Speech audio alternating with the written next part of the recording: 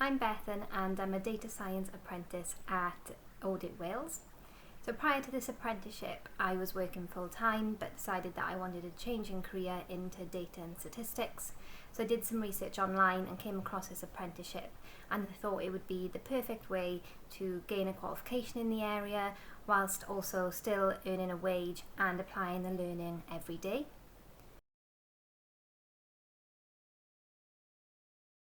So what really attracted me to this apprenticeship was the fact that you gain a degree in data science, which is fully funded for as part of the apprenticeship.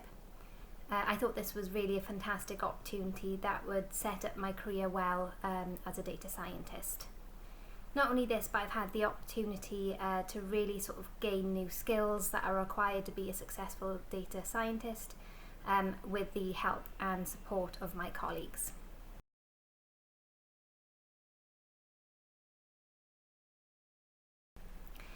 If I had a piece of advice for anybody who was interested in starting a career in data science, it would be to have a look online at the free resources that are available to you.